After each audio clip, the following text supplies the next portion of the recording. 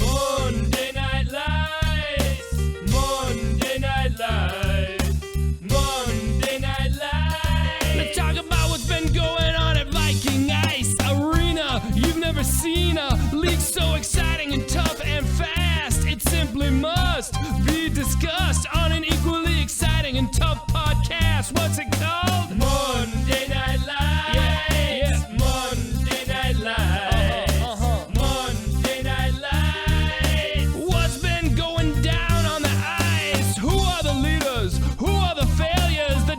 Tigers, the Nordiques, the Whalers, the Seals, the Americans, the North Stars. Who's gonna stall? Who will go far and earn the keg? Who's gonna earn the keg? We'll find out in time. Give us a holler on the whoop line. Back-to-back weeks with power rankings out on a Tuesday. Pretty efficient. I think these games are really showing as we get to the playoffs that the keg is up for grabs, right? The Whalers looked extremely dominant to start the year, but they're sporting a 3-game losing streak. So it's there for the taking. Any team can beat anybody on any given night. So it's going to be really interesting. But checking in at number 1, we have the North Stars on a bye last week, but still are the only team in MNL riding a 3-game win streak that I'm aware of. So that keeps them at number 1. We had us volunteering on the clock. Troy ref 2 games. Twinkle Toes was out there. Simmer showed up just to be a good guy. So it was a good bye-week performance by the North Stars. So they stay at number 1. They finish their season out with the Seals and the Americans. Really not much for the North Stars to play for other than just keeping, their good momentum going and jockeying for. They have no chance at a bye. We've got it clinched, so we're going to play somebody. There's not even really one team out there. It's like, oh, we want to play this team. You just don't really know. Just want to play good hockey and go into the playoffs with some momentum. Number 1. At number 2, I put the Americans. Been playing better hockey last night.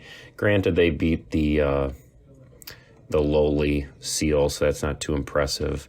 But prior to the bye, they stomped the Maroons 6-1. So they seem to have, kind of found their stride here offensively. And just, the flow of the game was pretty good. They've looked better than they did at the beginning of the year. Getting some more contributions from people besides Proctor. I don't know who scored last night now that I say that. He-Man got the first goal. Trying to remember. Proctor had his little pass from Piercy. And there's one more goal. Rubel, I think, from the point. But overall, the Americans are playing well. And then Johnny G was solid. I just think that the Americans have some good stuff going. The other trophy that is up for grabs is the Otto Cup. The Seals were 2-0 against the Americans. They're now 2-1. The North Stars are 2-0 against the Seals, but 0-2 against the Americans. So there is some pride to play for here in the last couple weeks as the Seals and North Stars play. So I am personally invested in that, and then the North Stars and the Americans. And if Pete's keeping score, I did mention the North Stars in this power ranking, so I got to keep them out of the other ones. But Americans at number 2, good game last night. Limited chippiness. It was a pleasure. I don't know if that's part of that because the Seals were eliminated, but the temperature level was low compared to the previous games that I witnessed. So tip my cap to the boys. And number 2, Americans. Number 3, we have the Nordiques. Big win for the Deeks. It was a 1 versus 2 matchup. Whalers versus Nordiques. I was reffing on the other end. When I walked in, I came in, and the score was 1-1. Not sure who scored the previous goals. Last 7 minutes were very entertaining. Came in, and Rick went coast to coast to score the apparent game winner. Newcomer ref Turtle Tim and Rubel huddled and determined that the net was off before the puck crossed the line, and that Turtle had blown the plate dead, so they disallowed the goal. This made the Nordiques irate. Even after the game, Slick Rick was still irate. More on that later, but I was going to look at the rule. It's my understanding that, even just because the net's off, that there is some discretion that if the goal is imminent, that the ref can still declare it a goal, but we shall see. I don't know how that marries with Turtle Tim saying that he blew the play dead. If the net's off and you blow the play dead and then they continue to score, I'm not exactly sure how that works, but lots of controversy there, which then meant the game, instead of being over, went into Bender OT, whereby Dave P. And it started with a power play because I think Drake had committed a penalty at the end of regulation. So Nordiques are on a 4-on-3 brief power play to start the OT. Whalers gain zone entry somehow, then the puck squirts out. Weaver interferes with Dave P. Dave P. from the seat of his pants retaliates. As part of the penalty, Weaver, Dave P's helmet went flying. For anyone who's been paying attention in MNL, just because Dave P's helmet goes flying means nothing. He doesn't even strap the helmet on. I don't know if the helmet's broken. I said something afterwards. He's like, the strap's broken. I'm not sure, but it is super annoying. Like I think the amount of times that a helmet has come off in MNL history is 20, and all 20 of those times are Dave P. So he refuses to secure his helmet. So every time there's a little bit of, then the fact that he's 5'4", anytime there's a little contact, his helmet goes flying, right? So nevertheless, his helmet goes flying. Then Dave P slashes Weaver. Weaver responds by treating Dave P's helmet like a golf ball and slap-shotting it across the ice. Dave P charges after Weaver. There's a little wrestling match, and all hell breaks loose. And they didn't even get to play Bender OT as the refs sorted out that affair. After the game, it seems that Dave P and Weaver were, hugging and kissing in the scorer's box, so all's well that ends well, I guess. Pretty embarrassing, if someone was watching, it's definitely embarrassing moment for MNL. They kind of look like bozos. I'm a fan of both of these guys. I like Weaver. I like Dave P quite a bit. Weaver, I have noticed, I don't know if it's the new marriage, if he's on Viagra, but he's definitely been chippier this year. This is not his first kind of spat with people. He's fancies himself a tough guy this year. Not exactly sure where that comes from, or maybe it's always been there and I just haven't noticed, but Weaver's definitely had a chip on his shoulder this year.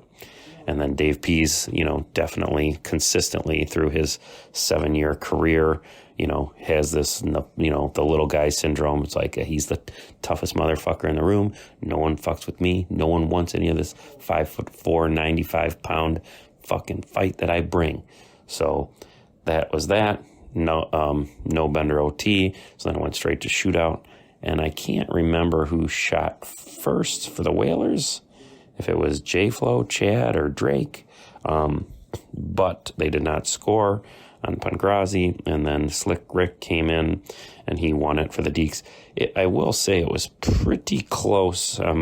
Rick, I think he had Ryan Z beat once and then he beat him a second time and a third time. But it was very close to the forward momentum rule being at least looked at. But anyways, puck went in, so all's well that ends well for the Nordiques. The called off goal does cost them a point. We'll see if that winds up mattering in the chase for the bye. But Nordiques, Pangrazi, chip on the shoulder, number 3. It's just a 1-game winning streak, so Pangrazi thinks they should automatically go back up to number 1. Doesn't matter where I put the Deeks. If it's not number 1, Pangrazi gives me a chip and fuck the North Stars emoji. So, Nordiques, number 3. Number 4, we have the Maroons. Maroons beat the Tigers. Very competitive 2-1 game on just horrible ice conditions. Everyone that was here last night realizes that they were not able to zam the NHL rink. The Zamboni broke down and blocked the door to the Zamboni. Excuse me. I don't know what time that happened or how many skates there were before. I think there was at least 2 or 3. The place was covered in snow. The referees and a couple of volunteers, we tried to shovel off the ice before we started, but that's just, they didn't have they just had these little slider things, and it was just a disaster right from the get-go. So that made the ice conditions dangerous, in my opinion. There's a couple times, it's not just the snow on the ice, but the ice itself, there were chunks out of it, and I didn't feel safe out there skating, and I was just very scared the whole night that someone was going to blow an ankle or something. So I'm very happy that no one got hurt. That's number one. This game also came in with a lot of tension. There was the Maroons were out Sugar. They wanted to bring in Pfister.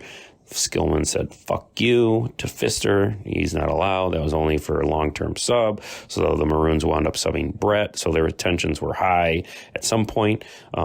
This resulted in Skillman dumping Piercy on the ice for a 2-minute penalty.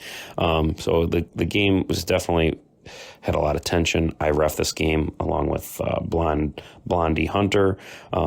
Lots of complaints about the refs, at least from Peso and some other, Tigers. Definitely blue. If I had to do it all over again, I will admit that I probably should have called a goalie interference call on Brett. From my perspective, Brett was coming in. It was not like the Cam incident where he, trucked him. He came in from a sharp angle. I think there was some contact with Ryan Allen, and then he slid into Keela. But in hindsight, protect the goalies, should have called the penalty. But all that being said, the game was back and forth. I think Ben scored the first goal for the Maroons to make it 1-0 off of a pass or rebound from a Brent shot. Then the Tigers tied it up. I can't remember if it was Skillman who banged in a rebound. But the Tigers tied it up 1-1. The game went back and forth. And then ultimately there was a shot from the point. Ben was set up in front, perfect deflection, 2-1, and that was that. That was the final. Peso and Claus were going at it all night, with little various items. Peso came up to me and said, Claus is a bitch, fuck Claus, he's a piece of shit, he's fucking around, boop, boop, boop. And then on the last play of the game, Peso's retrieving a rebound. He snows Claus. I think it was intentional. Peso said he was just going for the puck. What do you want me to do? Run him over? I don't know. I think there's somewhere in between. But, given the chirpiness, I made the decision that Peso had did intentionally, and then Judge wrecked him. So I took them both to the box where Peso cut deep. He said, you're fucking horrible, man. You're fucking worse than Piercy as a fucking ref. So Peso knows where it hurts. That left me in tears because I know how bad of a ref Piercy is. So that really hurt my feelings, even though I tried to do my best to control that game. That was very chippy. Reffing Pellet, I love Pellet. I had him on my team for 2 years, but he's just like a bowl in a china shot. Like, he's creating contact, he's giving contact, he's taking contact, he's going to the crease. They had Guma summing, he's in the crease the whole fucking game. So it was just a very difficult game to ref, given the shitty ice conditions, snow, and some antagonizers. So did my best. Probably would like to redo a couple things, but what can you do? But overall, it was a good game. Maroons on top. They needed this win. They were reeling a little bit. So I have them checking in at number 4. Number 5, we have the Tigers. They were on the losing end of this game last night, but again, they coming off a 2-game win streak, and they really played well. It was an even game back and forth. They had lots of chances. It was a fucking snowstorm. I just recapped the game with the Maroons, but I definitely think that the Tigers have a lot of fight now. The trade has obviously helped them. I'm not going to mention that other team that was involved in the trade because I don't want Pete to get mad at me. But I do think the trade has helped the Tigers. They definitely have 2 balanced lines. They have a more solid D-core now with Bauer back there, and they played well. It was a good game. They had plenty of chances. Cam played well, and that game easily could have went either way. So Tigers are going to be a factor in the playoffs. Like I said, if you told me that the Tigers won the keg, I could see a scenario where that happened. There's basically any team can win this thing. So if the Tigers do have one, I don't know if they have one kind of certified sniper. Peso fits that category, but, you got to finish and put pucks in the net. So I don't know if they can do that consistently enough to win two out of 3 game series, but it's possible, So Tigers played well.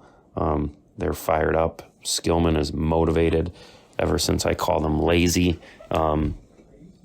So Tigers, number 5. Number 6, we have the Whalers. It's really, I think when they lost their first game, it was on opposite night or something. I dropped them down for 7, just kind of fun because I figured it'd be a good chance to put them there. Never really thought they would stay down there, but they're struggling. 3 losses in a row. Drake used to score 4 goals in the first period. Now they're scoring, let's just look at the stats here. Last night, I think they only scored 1 goal. Last night was 1 goal. The week before that, it was 5-3. The week before that, they got shut out 3-0. So I don't know. There's something going on, with the Whalers. I don't know if they had Drake at D again or not. I didn't get to watch anything other than the last 7 minutes. I don't think that they did, but something is just not right with the Whalers. So this will be a test. Everything's been kind of easy for them this whole year.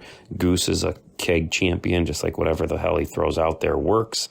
So they definitely have some adversity that they're suffering for the first time. So they're still guaranteed. I think they locked up a bye. So they're going to be in the playoffs. They're going to have a 2 out of 3 series. They're still going to have a potent offense. I'm not saying I want to play the Whalers, but it looked like, at halfway point of the season, it looked like the Whalers were just hand them the keg. Going to be the first time MNL back-to-back keg champions. That still might happen, but we'll see. It's definitely not as much of a sure thing as it was, at the halfway point. Got a couple bets with the Whalers. Everyone's been tracking and posted it in Slack, but there was a over-under set on Maki goals at, I believe, 4.5. At the beginning of the year, he scored 4. And so it's a $50 bet for me and Doug. Drake either wins 100 or loses 100. And it all comes down to this week against the Nordiques and Pangrazi. Given how much Pangrazi doesn't like me and my power rankings, I could see a scenario where if the Deeks were up 3-0 and there's a minute left, Pangrazi maybe lets Maki score 1 just to win the bet. I could see that, but we shall see. But that's just a little carrot on top. So it is Whalers Maroons. Oh, I have it all wrong. What is the date? I'm all flipped around. They played Pangrazi last night. I'm a bozo. It is Whalers Maroons next week. So Claus and Maki. So we shall see. Number 7, we have the Seals. Played taps for them last week. They played well last night. The game had a nice pace to it, back and forth. They put Rattler, Shawnee, and Drago. They had lots of chances. Rattler sniped one for their 1 goal. Shawnee had